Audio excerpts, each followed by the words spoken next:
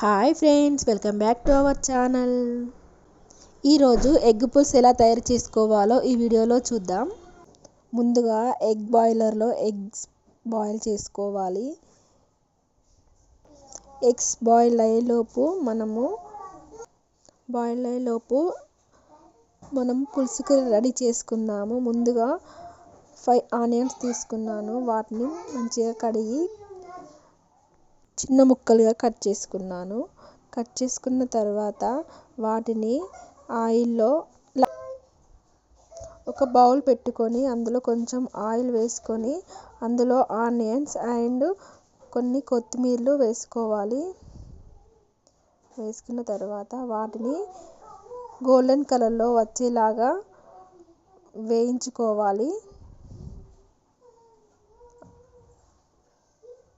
లో ఫ్లేమ్లో పెట్టుకొని వేయించుకోవాలి. అందులోనే 1/2 టేబుల్ స్పూన్ మెంతులు వేసుకోవాలి. ఎందుకంటే మెంతులు వేస్తే టేస్ట్ బాగుంటుంది. మెంతుల బదులు మెంతి పౌడర్ వేసినా బాగానే ఉంటుంది.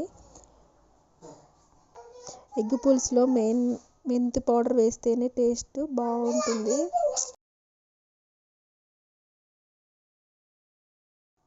ఇలా గోల్డ్ కలర్ వచ్చేలాగా వేయించుకోవాలి. అంతలోపు చింతపండు నానబెట్టుకున్నాను. ఒక 1/2 అవర్ దానిని మంచిగా అందులో నుంచి గుజ్జు మొత్తం తీసుకొని జ్యూస్ లాగా చేసుకోవాలి. చేసుకున్న తర్వాత ఇంతకుముందు మనం వేయించుకున్న ఆనియన్స్ అండ్ ధనియాలు అందులోనే చిన్నుల్లిపాయ అండ్ అల్లం వేసుకొని గ్రైండ్ చేసుకోవాలి. నేను చూపించిన విధంగా గ్రైండ్ చేసుకోవాలి. అలాగే చింతపండు పులుపులో టేబుల్ స్పూన్ మిరప్పొడి అండ్ కొంచెం సాల్ట్ వేసుకొని కలుపుకోవాలి. ఆ తర్వాత ఒక బౌల్ తీసుకొని ఆ బౌల్లో 3 టేబుల్ స్పూన్స్ ఆయిల్ వేసుకొని అందులోనే జీలకర్ర, ఆవాలు, ఎండుమిర్చి వేయాలి. తర్వాత ఆనియన్ వాటిని మంచిగా వేగనివ్వాలి. అందులోనే పచ్చిమిర్చి కూడా వేసుకున్నాను. ఒక 4 తీసుకున్నాను నేను. అంతలోపు ఎగ్ పులుసులోకి జీరా రైస్ బాగుంటుందని జీరా రైస్ చేశాను. అన్నం రెడీ అయిపోయింది.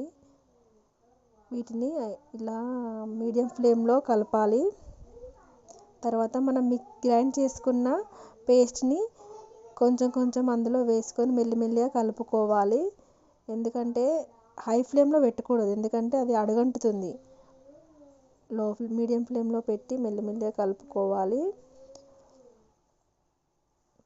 ఇలా ఒక 5 మినిట్స్ ఉంచి తర్వాత అందులో రుచికి సరిపడా సాల్ట్ కొంచెం వేసుకోవాలి. కొంచెం పులుపులో వేసుకున్నాను, అందుకే ఇందులో 2 టేబుల్ స్పూన్స్ వేసాను.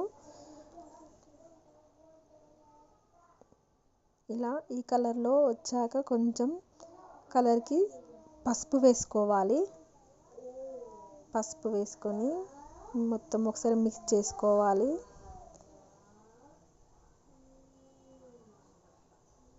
మిక్స్ చేసుకున్న తర్వాత మనం తీసుకున్న చింతపండు పులుపుని అందులో వేయాలి. వేసి అంతా ఒకసారి బాగా కలిసేలాగా కలపాలి. కలిపిన తర్వాత ఒక 10 మినిట్స్ మూత పెట్టి ఉంచాలి. మూత పెట్టి ఉంచిన తర్వాత ఎగ్స్ పొట్టు తీసుకొని అలా ఘాట్స్ పెట్టుకోవాలి. ఎందుకంటే మనం పెట్టిన పులుపు అన్నది ఎగ్కి బాగా అంటుతుంది. అట్లా టేస్ట్ బాగుంటుంది. నార్మల్గా వేస్తే అట్లా బాగోదు. పులుపు అన్నది దానికి ఎగ్కి పట్టుకోదు. తర్వాత 10 మినిట్స్ తర్వాత చూస్తే ఇలా పొంగొచ్చేదాకా చూసుకోవాలి. పొంగొచ్చిన తర్వాత బాయిల్ చేసుకున్న ఎగ్స్ని ఒక్కొక్కటిగా అందులో వేసుకొని కలుపుకోవాలి. అలా చూడండి ఎంత కలర్ఫుల్గా ఎంత బాగుందో. ఇంతే అండి, సింపుల్గా వేడివేడిగా జీరా రైస్ కాంబినేషన్ ఎగ్ పులుసు టేస్ట్ బాగుంటుంది. ఈ వీడియో కనుక మీకు నచ్చినట్లయితే లైక్, షేర్, సబ్స్క్రైబ్, కామెంట్. ఇంకా మరిన్ని వీడియోల కోసం మన ఛానల్ సబ్స్క్రైబ్ చేసుకోండి. చివరిలో కొత్తిమీర అండ్ గరం మసాలా వేసుకొని కలుపుకోవాలి. ఇంతే అండి, సింపుల్గా.